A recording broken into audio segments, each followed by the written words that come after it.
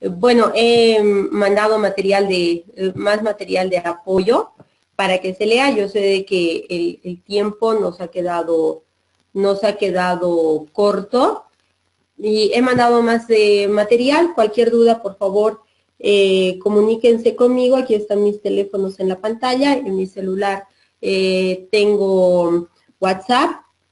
Entonces, mándenme un WhatsApp, por favor, y con gusto voy a absolver todas las dudas. Sin embargo, si es que hubiese alguna duda de la unidad anterior, entonces, por favor, ahora háganla.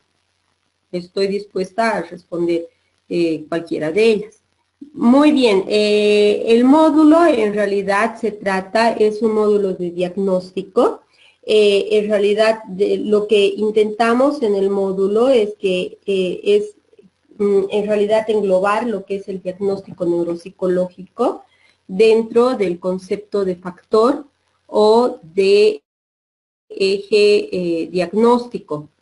En una de las lecturas que les he mandado, la lectura del doctor Quintanar y la doctora Solovieva, está explicado esto. Sin embargo, en las otras lecturas también, y a lo largo del módulo les he explicado en realidad de lo que se trata es de que podamos nosotros entender cuál es el factor que subyace a la dificultad de aprendizaje. Entonces, ya sabemos cuáles son las dificultades de aprendizaje.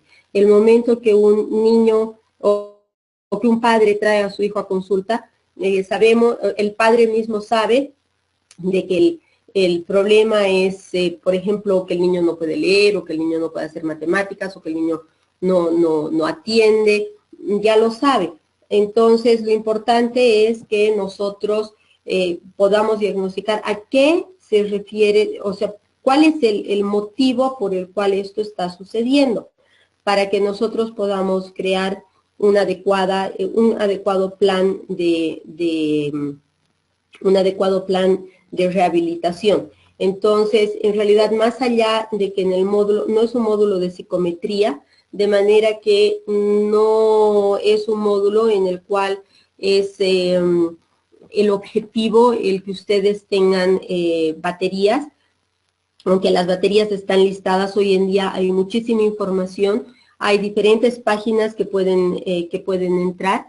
Está la página de GLIA, por ejemplo, en Facebook, GLIA, y entonces ustedes entran a esa página, piden que los acepten, los van a aceptar, y definitivamente en esa página hay muchas pruebas, y también está dentro de las diferentes, están las diferentes pruebas. ¿Cómo se hace el diagnóstico? En realidad lo hemos visto a lo largo de todo el módulo. Entiendo que el próximo módulo es de diseño de rehabilitación. Entonces, una vez que hemos encontrado el factor deficitario, ahora vamos a ver justamente cómo tenemos que hacer, cómo tenemos que lograr esto. Una vez que hemos encontrado el factor deficitario, se nos es posible encontrar la manera de diseñar una terapia. Creo que en realidad durante todo el módulo les he ido explicando, por eso hemos visto ontogenia, o sea, todas las partes que hemos visto durante el módulo son las partes que nos ayudan a tener realmente una visión general y poder realizar el diagnóstico. Tenemos que ver la ontogenia, tenemos que ver las diferentes áreas que les he explicado en la anterior unidad, que son las áreas, el área motora, el área sinestésica, la perceptivo visual. O sea, hay diferentes áreas que nosotros tenemos que evaluar y que están en las diapositivas respectivas. Entonces, a partir de eso, nosotros tenemos que elaborar el diagnóstico. Y ahora, justamente, la primera diapositiva que vamos a ver es justamente cómo debemos elaborar un diagnóstico. Entonces, en el diagnóstico tenemos que poner los datos generales, ahí tenemos que poner la fecha de nacimiento, tenemos que poner pues tenemos que poner el lugar de nacimiento, el nivel de escolaridad, los idiomas que habla el paciente, esto es muy importante, y a quién está dirigido el informe. ¿Cuál es el motivo de consulta? ¿Por qué ha llegado donde nosotros? Y cuáles son los antecedentes pre y postnatales, es decir, durante el nacimiento, si es que el niño, bueno, ha tenido una caída grave, o sea, todos esos antecedentes son importantes de poner. También si es que el niño cuenta con exámenes imagenológicos como resonancias, tomografías, ¿no? O sea, ¿qué es lo con qué cuenta el niño? ¿Cuál ha sido la actitud ante el examen? Si es una actitud en la que el niño ha querido explorar ambientes nuevos, si el niño se ha mostrado más bien retraído, si el niño se ha mostrado también, si el niño ha dirigido su actividad hacia un fin o no. Este es un indicador muy importante del déficit de atención. ¿Cuáles son las pruebas neuropsicológicas administradas? En realidad, aquí listamos las pruebas que le hemos administrado. Como han podido ver durante todo el módulo, no existen pruebas, o no es necesario, en realidad, no es necesario el administrar pruebas que sean caras o que sean difíciles de adquirir, sino que en realidad podemos administrar las pruebas de una manera en la que nosotros, o sea, en la medida en la que nosotros tengamos un buen conocimiento de las áreas que queremos explorar. Entonces, por ejemplo, podemos utilizar aplausos, simplemente podemos utilizar, y ahí podemos ver, cómo vamos a evaluar las diferentes partes. En realidad, en los datos generales también ponemos la fecha del diagnóstico. El diagnóstico neuropsicológico dura tantas sesiones como es necesario, como son necesarias para poder llegar a ese eje diagnóstico. Yo personalmente, en mi consultorio particular, hago un paquete diagnóstico, de manera que veo al paciente tantas veces como sea necesario sin crear susceptibilidad. Entonces, ahora justamente, respondiendo a la pregunta de Hilding, ahora vamos a ver, justamente esta es la página del diagnóstico y vamos a ver casos ahora en esta unidad. Entonces, en realidad, hemos visto también las pruebas que son necesarias para diagnosticar las diferentes patologías. Entonces, si me permiten, voy a cambiar la pantalla para poder poner también las diapositivas del anterior módulo y así poder explicarles mejor cómo hacer el diagnóstico. Entonces, en un momento, terminando esta diapositiva, antes de entrar a la siguiente, voy a cambiar, por favor, la pantalla. Entonces, en las pruebas administradas ponemos todas las pruebas que hemos administrado justamente. Generalmente, tal como les había indicado, estas son pruebas, pueden ser pruebas psicológicas, no necesariamente pruebas netamente neuropsicológicas, pero podemos hacer en ellas una lectura neuropsicológica y ese es el objetivo del módulo, lograr que que ustedes puedan hacer una lectura neuropsicológica de las pruebas y que cualquier prueba que puedan utilizar, entonces puedan hacer un análisis neuropsicológico, por un lado. Por otro lado, es importante tomar en cuenta que todo lo que nosotros hacemos, pelar una naranja, abrir la puerta, caminar, hablar, todo tiene base en el cerebro. Entonces, como les había explicado, el cerebro no está capacitado per se para nada, ni para caminar, ni para escribir, ni para hacer matemáticas, para nada. El cerebro está capacitado para hacer pequeñas acciones que en su conjunto nos dan esa gran acción. Entonces, es importante que nosotros vayamos viendo justamente cuál es el factor. Resulta que si es que una persona, por ejemplo, tiene dificultad en decir o, a, porque tiene dificultad en decir hola, porque el oído fonemático no está procesando o, a, sino o, a, entonces toda la función se desestructura y el niño presenta problemas de aprendizaje.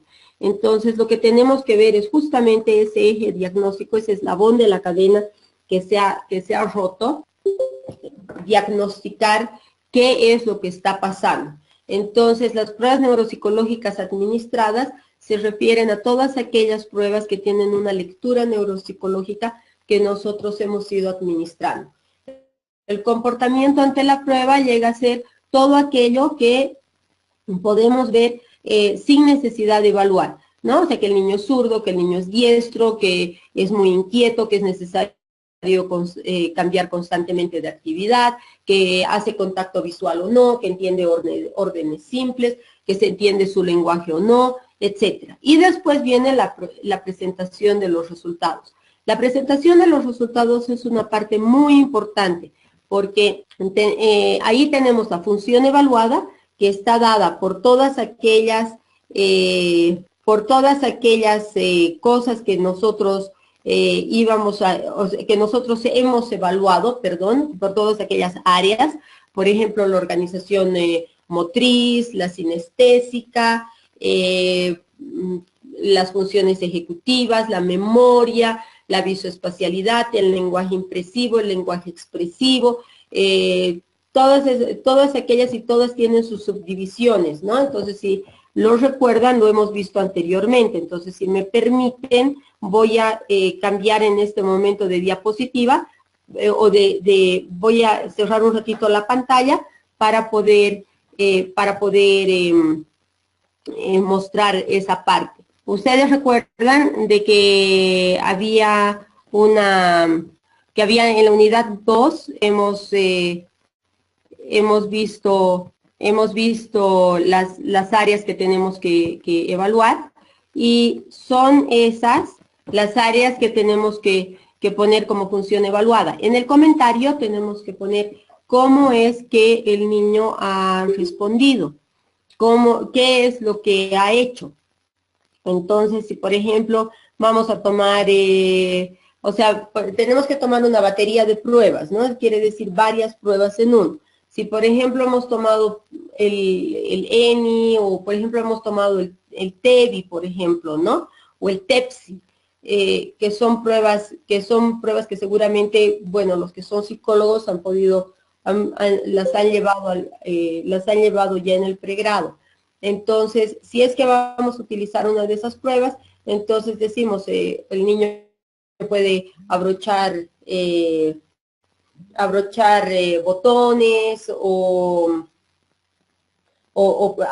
puede desabotonar, etc. No sé si es que la pregunta de, hay la consulta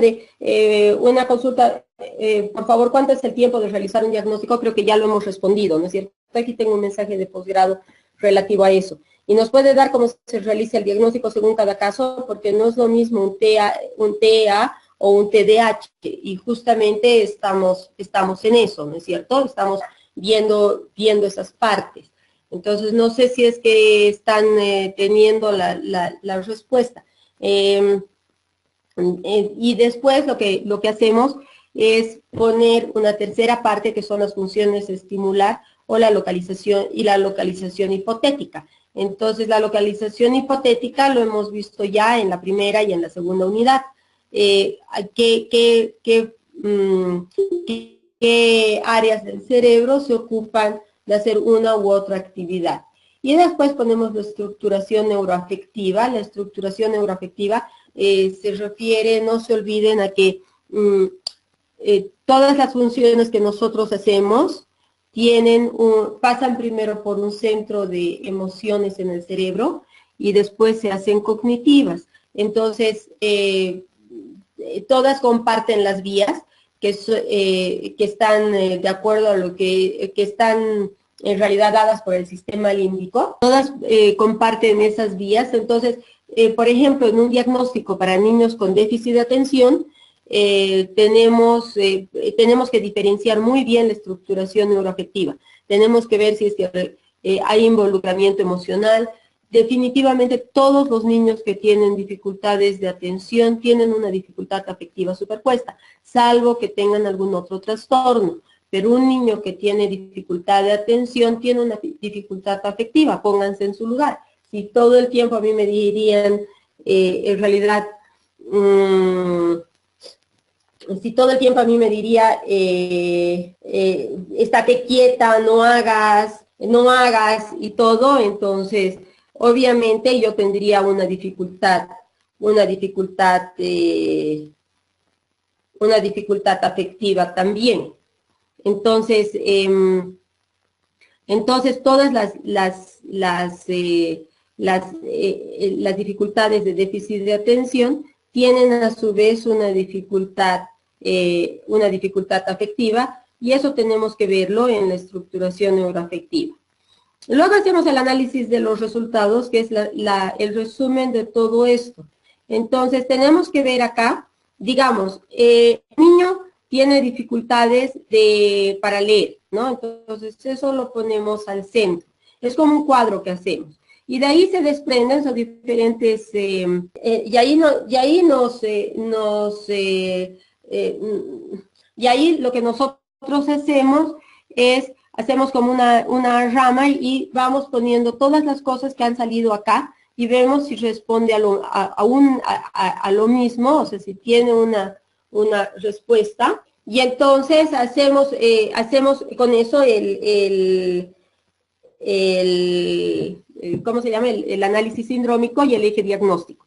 Después hacemos las conclusiones y las recomendaciones, que ya, bueno, van a estar dadas por hagamos una terapia, o hay que hacer una terapia, o diseñar la terapia, o interconsultar, o lo que sea que es necesario, ¿no? Que vemos necesario hacer. Aquí quiero responder puntualmente esta pregunta de Ninoska, que dice, yo estoy con muchas lagunas, lamentablemente. Quisiera que por favor me las diga, Ninoska, si es que no tiene de alguna manera, o sea, no quiere hacerlas ahora, puede escribírmelas por WhatsApp, pero sería enriquecedor para todos si es que me las hace ahora. Referente a la actividad 3 y al foro, no nos explicó al respecto. ¿Podría hacerlo ahora? Si no es mucha molestia, por favor. Claro, Ninoska, no hay ningún problema. Déjeme solamente ver cuál es la actividad, que no lo sé de memoria. Le voy a decir ahora mismo, por favor. Gracias por la paciencia. A ver, la pregunta en el foro 3 es... ¿qué es el eje diagnóstico neuropsicológico? Entonces se refiere justamente a lo que estamos explicando, es ese nudo que hay, y es lo que hemos explicado a lo largo, o intentado en realidad transmitir a lo largo de todo el módulo, ¿no? O sea, ese nudo, ese eslabón de la cadena, que es el que está desorganizando toda la función. Entonces, tenemos que responder justamente a eso. Y la actividad es elaborar un diagnóstico neuropsicológico de algunos de los problemas de aprendizaje estudiado.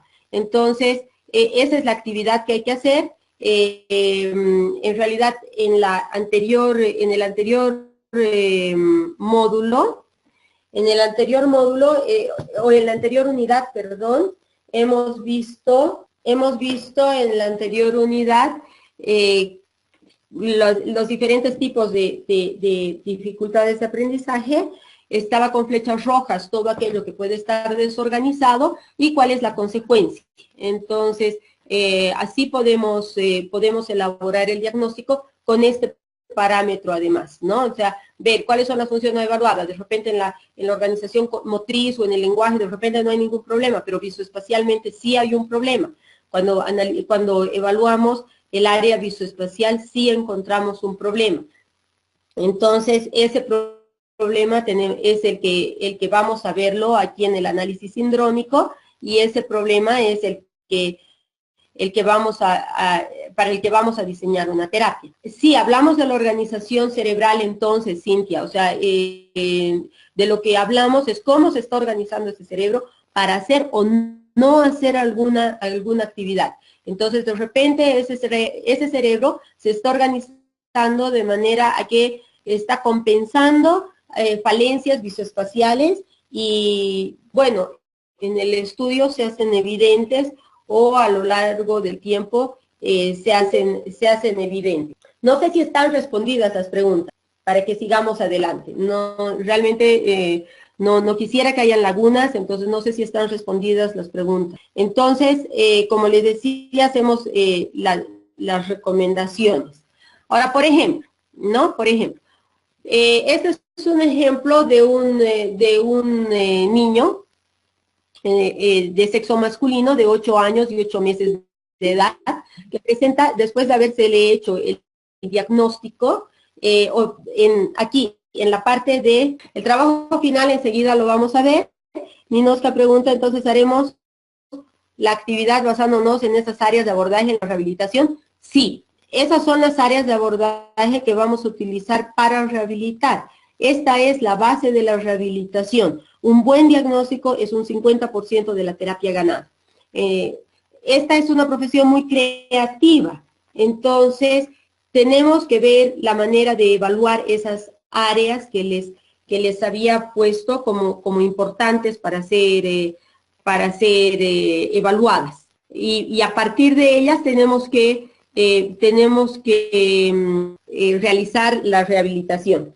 Respecto al trabajo final, el trabajo final se refiere a lo siguiente.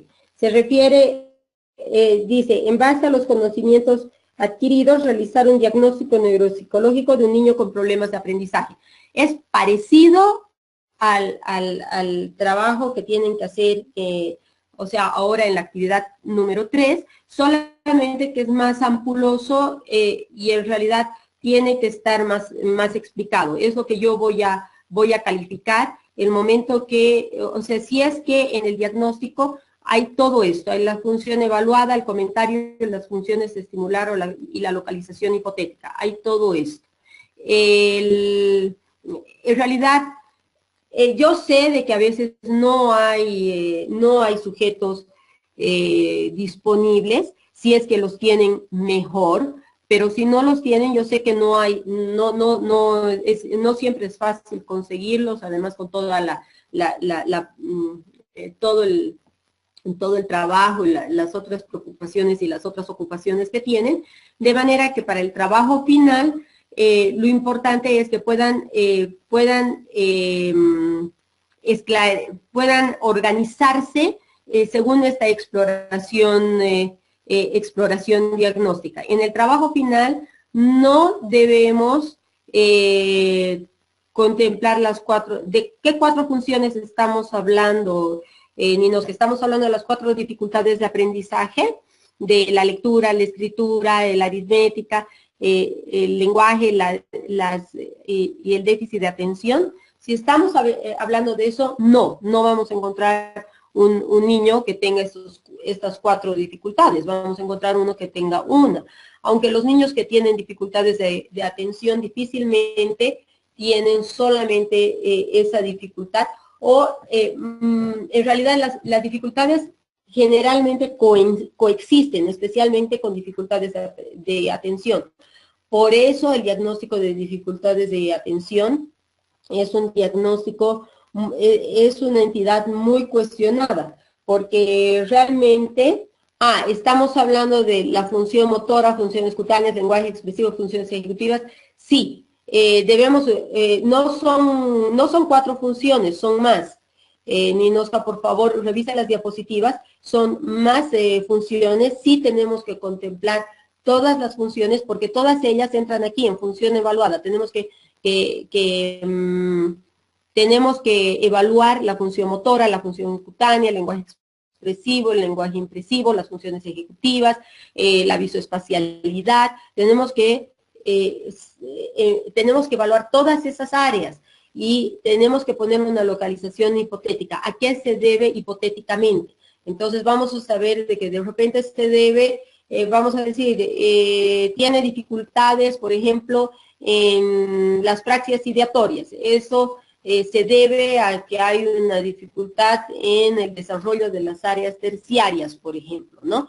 Entonces vamos a utilizar esas, y en el trabajo final, o sea, como les decía, vamos a, parecido al trabajo de la tercera actividad, en realidad, si ustedes desean, pueden hacer el trabajo de la tercera unidad que sea más escueto, y en realidad pueden ampliarlo para el trabajo final con todo esto de las conclusiones y de las recomendaciones.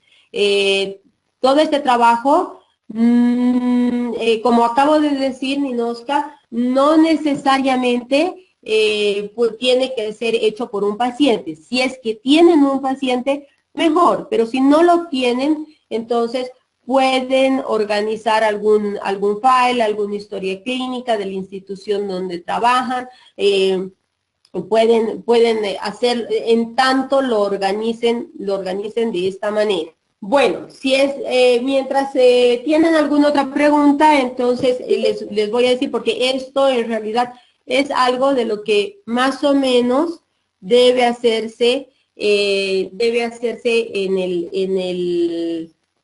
el trabajo para la tercera unidad. Entonces es más escueto porque no estamos poniendo los datos generales como generalmente los ponemos, ¿no? O como está, digamos, tan estructuradamente como les he mostrado en la diapositiva anterior. Entonces, aquí hay un paciente de sexo masculino de 8 años y 8 meses que presenta un lenguaje gramaticalmente desestructurado, eso podemos verlo aún sin evaluar. Sin embargo, el momento de evaluar, por ejemplo, la visoespacialidad, podemos evaluar si es que hay, bueno, o sea, simplemente con la conversación, ¿no? Podemos decirle qué es lo que has hecho o qué vas a hacer después o dónde has estado antes. Entonces a veces dice, ayer o mañana he venido, por ejemplo, ¿no? O ayer antes voy a ir al parque, o sea, antes voy a ir al parque cuando termine esto. Entonces, vemos en la conversación si el lenguaje es gramaticalmente desestructurado o no. Hay pruebas psicológicas que miden esto, por ejemplo, en el TEPSI hay una lámina específica para esto. Y este niño específicamente tenía dificultad para pronunciar fonemas simples al medio de las palabras y consonantes combinadas. Entonces, en realidad, eso se puede ver sin necesidad de evaluar. Sin embargo, esto se ha llegado a esta conclusión después de ver, o sea, todas estas funciones, ¿no? De repente, la lectura del niño era lenta, era silábica. ¿Por qué? Porque el niño tenía dificultades en pronunciar fonemas simples al medio de las palabras y consonantes combinadas. Entonces, el TEBI, que es una prueba de vocabulario en imágenes, lo sitúa en el percentil 48, de 4 años y 10 meses. Tomemos en cuenta que el niño tiene 8 años y 8 meses. El WISC 3 lo pone aquí. He puesto el coeficiente intelectual, aunque en realidad yo les pido manejarlo con pinzas, porque en realidad, o sea, es como les había dicho, el coeficiente intelectual es relativo, el tomarlo en lugares, en medios como el nuestro, donde no hay baremos específicos, ¿no? Entonces, si escribieron un baremo para la ciudad de La Paz y para diferentes zonas y todo, entonces está bien. Y si es que se adecúa la prueba. Hay baremos, por ejemplo, hay un rastrillaje neuropsicológico que se ha hecho en Santa Cruz, sin embargo, es justamente para Santa Cruz, no es para La Paz. El Raven, que es una prueba de matrices progresivas, lo sitúa en el percentil 50. Ustedes saben de que hay el Raven para niños también. Es una prueba psicológica que se utiliza mucho en neuropsicología. Es una prueba psicológica que se utiliza, y lo importante es preguntarle al niño por qué ocurre esto, o por qué piensas que esta es la respuesta correcta. Aquí quiero enfatizar en lo que es la estructuración neuroafectiva, que en realidad es importante justamente ver el lenguaje del niño y si el niño está poniendo en palabras sus emociones, si el niño es capaz de poner en palabras su área emocional. Por eso el lenguaje regula toda nuestra conducta. Entonces, es muy importante, tomar en cuenta eso.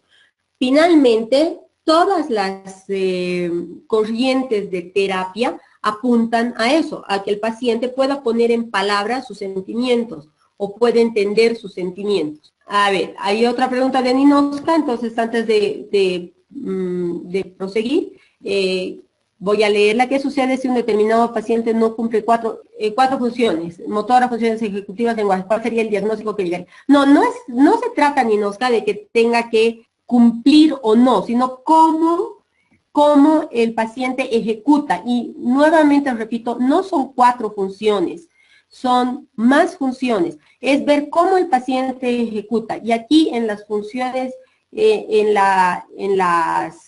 esta área de funciones estimular o localización hipotética, tenemos que poner cuál de las áreas evaluadas el paciente no es capaz de lograr. Entonces, a ver, un segundito, voy a intentar nuevamente buscar. Entonces, lo que tenemos que hacer es evaluar las funciones motoras, la actividad grafomotriz, la coordinación motriz gruesa, la visomotricidad y la regulación de acto motor, que son tareas que se ejecutan prioritariamente en el prefrontal, en las áreas premotoras y del hemisferio contralateral y en las áreas subcorticales, más que nada en los ganglios basales, pero en las áreas subcorticales. Después tenemos que evaluar la percepción y reproducción de relaciones tonales. Ahí tenemos que evaluar la percepción del tono, la reproducción de relaciones tonales y de melodías musicales, la percepción y reproducción de estructuras rítmicas y la organización acústico-motriz. Entonces, en la percepción del tono, por ejemplo, podemos utilizar un xilófono y podemos, no sé, ustedes ven un piano de juguete y entonces cuando el niño escucha un tono tiene que pararse, cuando escucha otro tono tiene que sentarse. En la reproducción de relaciones tonales y melodías musicales, tenemos que pedirle al niño, por ejemplo, que cante que tararee, perdón, una canción conocida.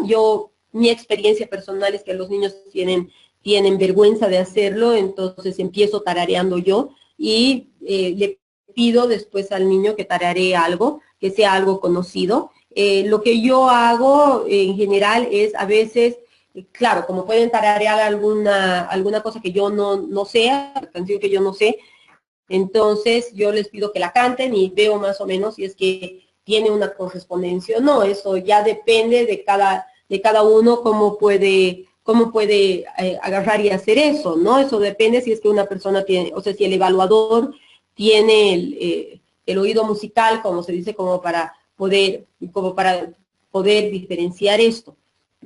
Hay pruebas, por ejemplo, el seashore o hay la parte melódica del Halston Retake, pero son pruebas muy caras, ¿no? Yo personalmente no tengo esas pruebas, son pruebas muy caras que lo hacen, en realidad que lo hacen en computadora, ¿no?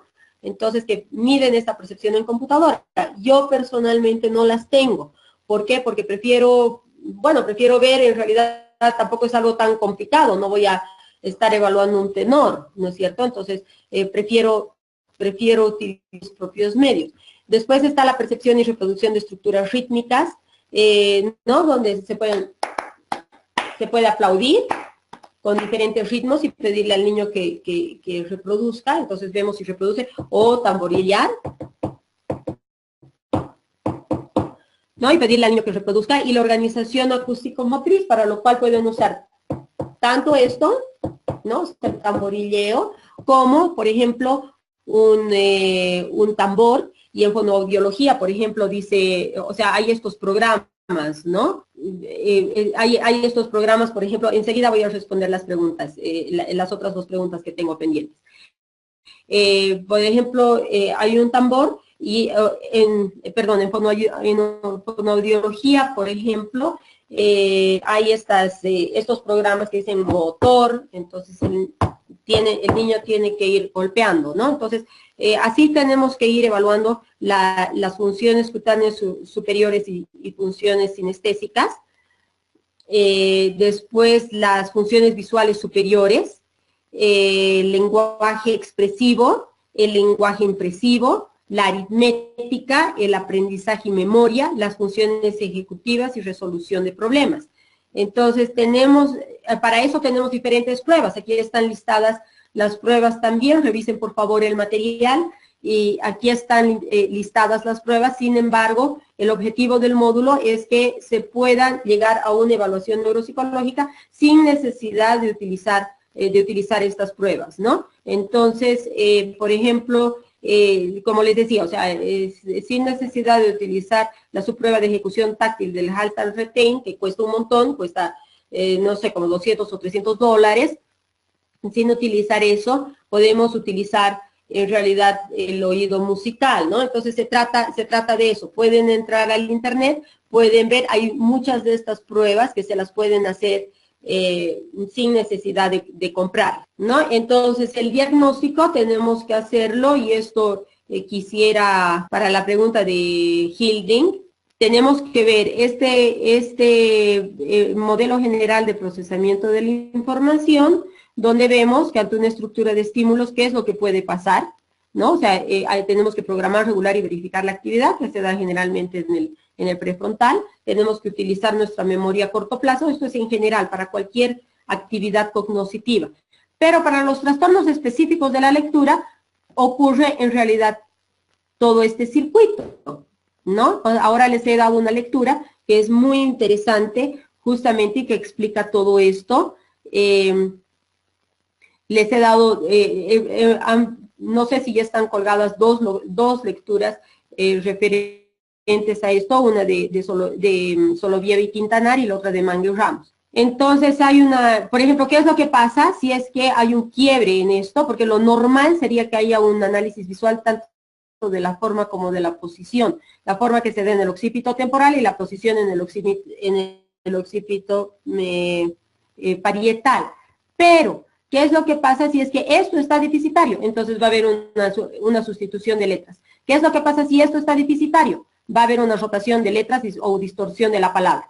¿Qué pasa si este análisis semántico está deficitario? Entonces va a haber una dificultad en la comprensión o en el adelanto de lectura. ¿Qué pasa si este eje es el que está deficitario? Entonces va a haber una distorsión en la correspondencia grafema-fonema. Entonces tenemos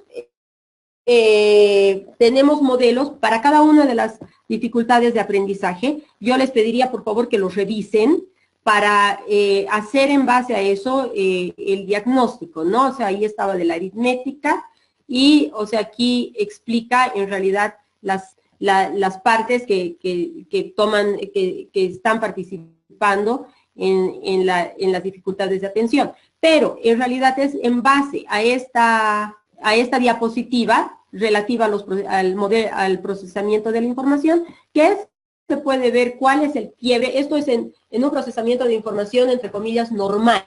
Entonces, se puede ver cuál de estos ejes es el deficitario y qué es lo que tenemos que hacer. Entonces, entonces aquí hay una pregunta más. Espero, Ninoska, que hay una pregunta pendiente de usted todavía, pero quiero leer esta de Goya, que dice, Goya Vargas dice: doctor, usted nos dará las herramientas para evaluaciones de los trastornos para que nosotros podamos adecuarlo a nuestro contexto. En realidad, como les digo, están ahí listadas las pruebas. Pueden utilizar esas. Les he explicado cada una de las pruebas. En realidad, el objetivo del módulo no es un módulo de psicometría, es un módulo de diagnóstico. El objetivo del diagnóstico del módulo es que ustedes sean capaces de leer, de interpretar, de analizar cada una de las pruebas que se tomen. Entonces, en realidad, cada uno, o sea, esta es una profesión muy creativa, entonces, en realidad es hay que hacer uso de esta creatividad para poder adecuar estas pruebas. Como les digo, en realidad hay muchas pruebas que se pueden bajar de internet, hay pruebas que son muy costosas que yo no las tengo, el Halstar Retake, por ejemplo, no lo tengo, tengo cosas parecidas, entonces adecuo, por ejemplo, algunas pruebas. El Wisconsin sí lo tengo, que está listado también entre las pruebas, pero lo pueden hacer perfectamente. Yo no tengo el original, lo tengo hechizo también. No necesariamente hay que tener el original. Entonces, yo con todo gusto, sin embargo, si es que hay alguna inquietud o si alguien de ustedes vive aquí en La Paz y quiere ir a conocer mi consultorio, con todo gusto puede hacerlo y le puedo mostrar las pruebas que tengo y las que utilizo. Entonces, a ver, Ninoska, la pregunta es, en esta función motora, ¿estamos tomando en cuenta motricidad fina, gruesa? ¿Puedo tomar en cuenta patrones de movimiento, reacciones postulares? En mi experiencia, al evaluar este aspecto, también tomo en cuenta reflejos primitivos. ¿Puedo hacerlo? Claro que sí, Ninoska, claro que sí. En realidad, si ustedes ven que es necesario el evaluar alguna otra cosa que no esté listada, por supuesto que pueden hacerlo. De lo que se trata es de tratar de relacionarlo a las áreas cerebrales y a las dificultades que nosotros estamos midiendo. Entonces, podemos evaluar la actividad grafomotriz, la coordinación motriz gruesa, pero también podemos aumentar alguna cosa. Si hay niños con problemas perceptivos, Hilgin, por supuesto, depende cuál es el problema perceptivo, pero se pueden evaluar las diferentes áreas o las áreas que se puedan, ¿no? O sea, de repente hay niños, de repente este niño tiene problemas visuales, entonces obviamente no le vamos a tomar las funciones visuales superiores, ¿no? Entonces, pero en lo posible sí vamos a tomar aquellas áreas si es que nosotros podemos sustituirlo. Por ejemplo, yo no sé si usted sabe braille, por ejemplo, no tengo idea. Entonces, si lo sabe, puede agarrar y puede tomar o puede hacerse ¿cómo se llama? Algunas figuras que sean tridimensionales para que los niños las puedan tocar, por ejemplo, ¿no?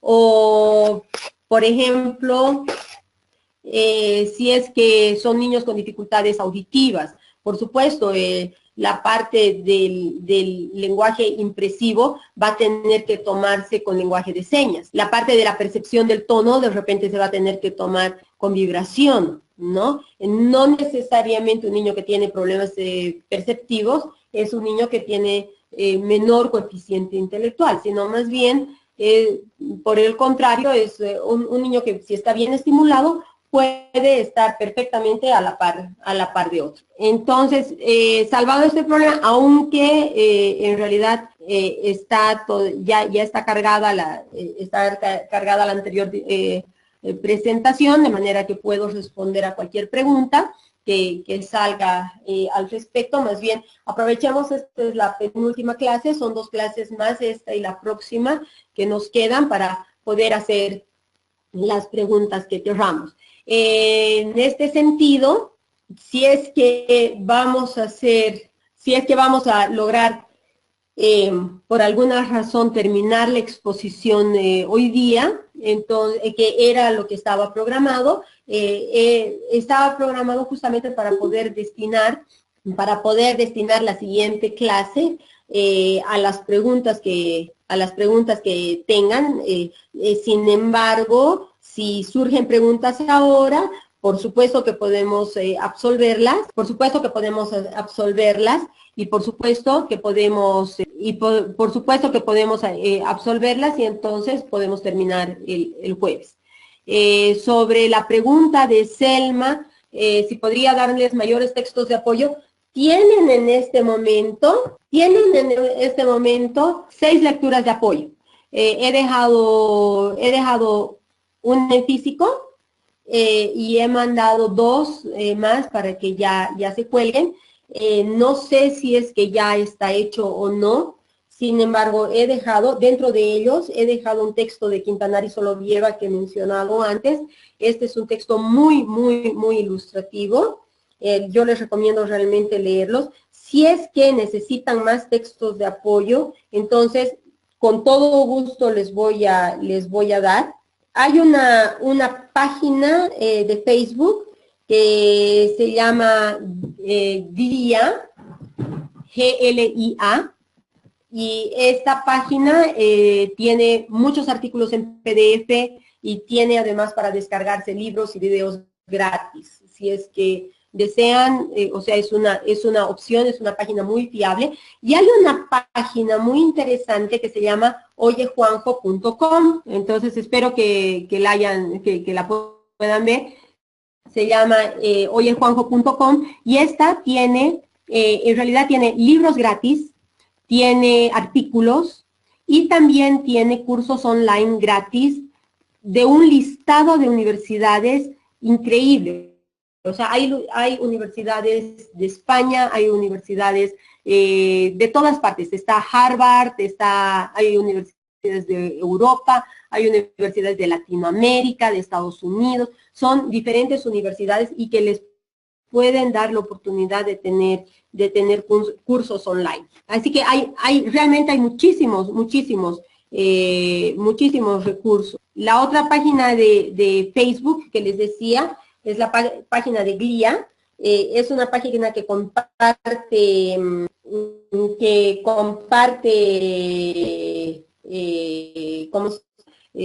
conocimientos. Es una página muy buena. Entonces, yo en este momento estoy entrando. Esta página tiene pruebas psicométricas, libros, artículos y videos. Y también tiene libros, el libro, por ejemplo, de Luria, Conciencia y Lenguaje, que lo pueden descargar gratis.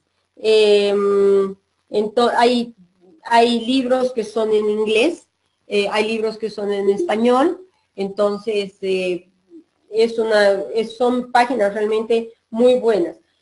Sin embargo, como les digo, yo les he dado 6 lecturas de apoyo ya. Pueden entrar, como les decía, también al principio pueden entrar a esta página, a PubMed, ¿no? Pueden entrar a PubMed, que es una página del NIH, es NIH. Pueden entrar a esta página del nih.gov, donde van a encontrar en realidad asistencia para pacientes y además información acerca de medicinas, o sea, el momento que tengan un paciente delante. Y esta página está conectada con la de PubMed y la de Medline, que son artículos científicos. Ahí hay artículos en español, artículos en inglés, hay solamente el resumen y también hay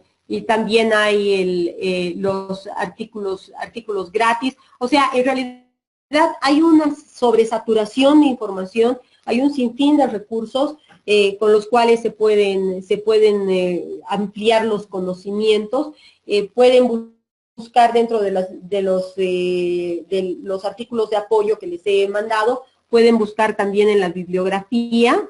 En realidad pueden buscar a estos autores en la bibliografía, descargárselos y tener la certeza de que son autores serios y que van a tener una muy buena base leyéndolos. Pero lo importante del módulo en realidad es de que se vea, que se entienda la manera. Justamente no es un módulo de psicometría. Para mí hubiera sido muy fácil en realidad simplemente descargar las pruebas y bueno, o sea, listarles las pruebas y listo, que es lo que hay materias específicas en el pregrado en psicología y bueno, no sé gente de qué bagaje hay, pero en realidad no es exactamente lo que se busca. Está la prueba de ENI, que es una prueba muy utilizada, que es la evaluación neuropsicológica infantil. Hay la prueba de ENI, por ejemplo,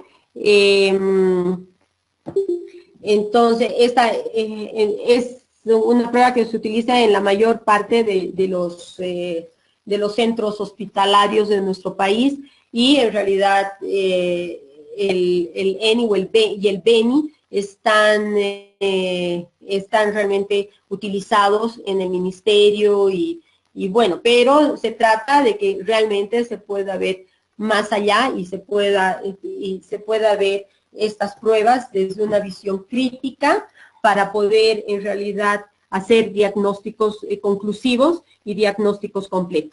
Entonces, volviendo a este niño en el Raven se había sacado el percentil 50, y el eje diagnóstico de la evaluación neuropsicológica era una dificultad en el área de organización visoespacial y organización de imágenes internas que debe darse del 1 a los 5 años, y una dificultad en la organización temporoespacial que se da en áreas terciarias.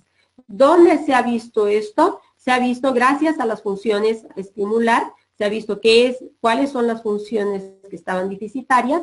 En la función evaluada, cuando hemos evaluado el tema de visoespacialidad, se ha visto de que hay mayor dificultad, se ha visto de que hay mayor dificultad,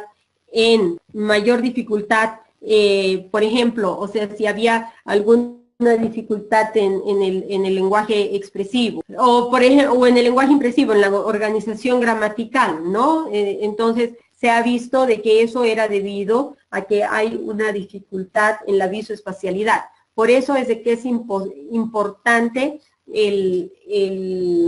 la ontogenia, ver en qué momento se ha desviado esta función. Hoy en día podemos tener dificultades gramaticales, pero de repente este niño inicialmente ha tenido dificultades de repente de la lateralidad. Entonces, esto es importante ver. Entonces, hay que empezar rehabilitando la la lateralidad, ¿no? O sea, recientemente estaba viendo un niño, por ejemplo, de 4 años que tiene justamente problemas gramaticales. No, en realidad tiene problemas de memoria, es por eso que ha sido derivado, porque tiene problemas de memoria. Entonces, tiene 4 años y la profesora dice que no se acuerda. Entonces, bueno, lo he evaluado y el niño tiene dificultades en la comprensión gramatical, dificultades, por lo tanto, en el habla narrativa. La dicción, la articulación de sonidos del habla y habla repetitiva es muy buena. La denominación también es muy buena, pero no es buena el habla narrativa. Por supuesto, no le he evaluado la lectura porque tiene 4 años. Pero el habla narrativa no es tan buena porque hay dificultades gramaticales.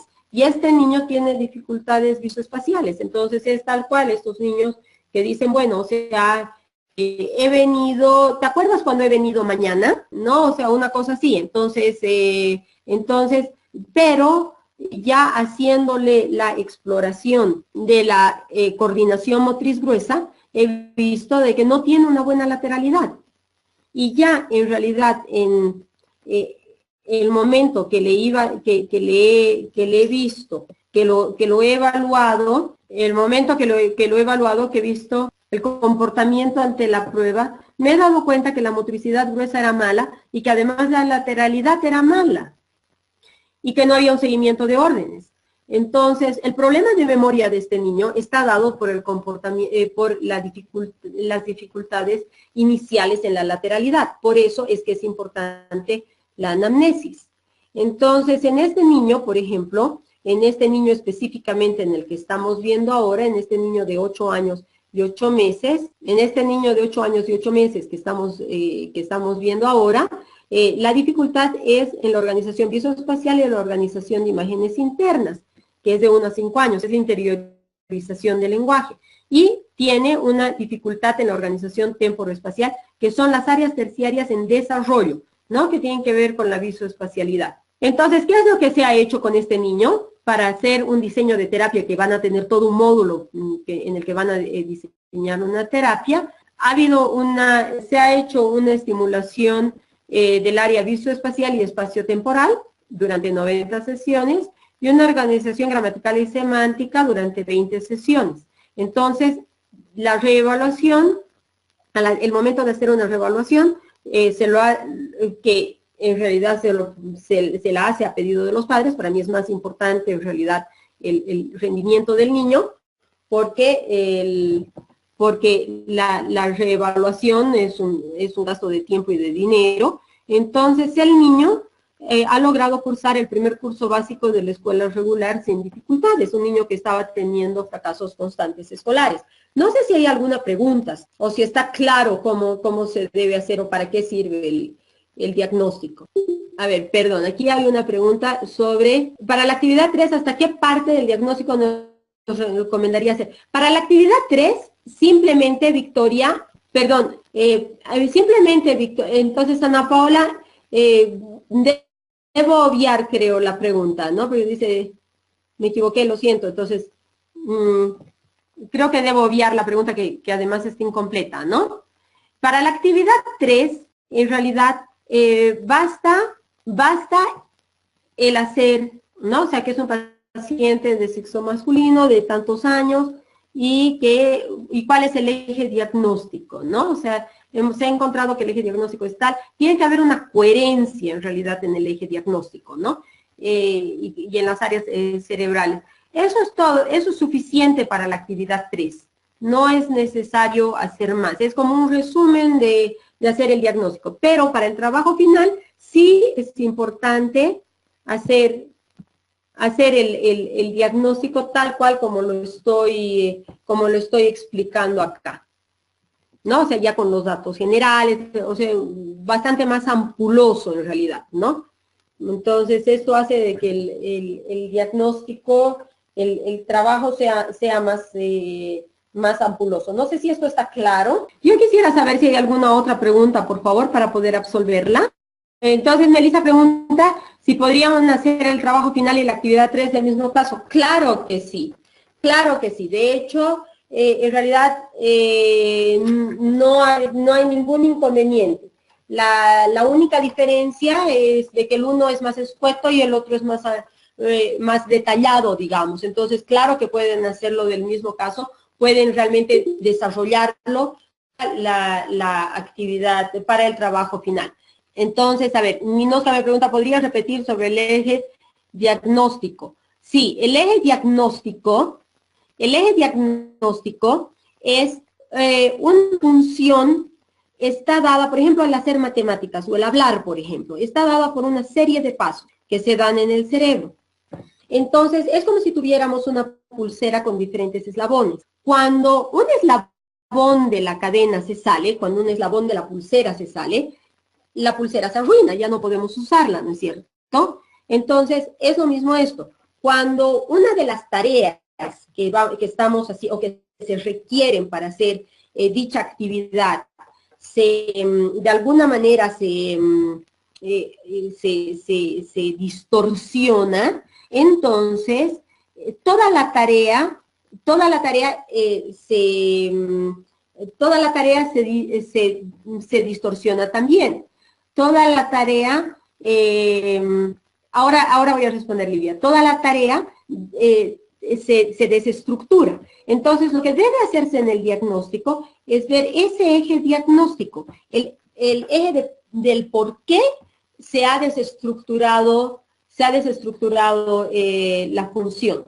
Entonces, de repente, si es el eje, y eso lo hacemos en base a todas las áreas que hemos evaluado, que ponemos aquí, las funciones evaluadas las ponemos aquí, y todas las áreas que hemos evaluado, ya sea, o sea, en el área de las funciones motoras, de la percepción y reproducción de relaciones tonales, de las funciones cutáneas superiores, de las funciones visuales superiores, del lenguaje expresivo, del lenguaje impresivo. O sea, en función a todo esto, de la aritmética, aprendizaje y memoria, funciones ejecutivas y resolución de problemas. O sea, en base a todo eso, hacemos el eje diagnóstico. Ya, a ver, un segundito. Para el trabajo final, si es que en realidad no se trata de inventarse el caso, porque es más difícil inventarse el caso.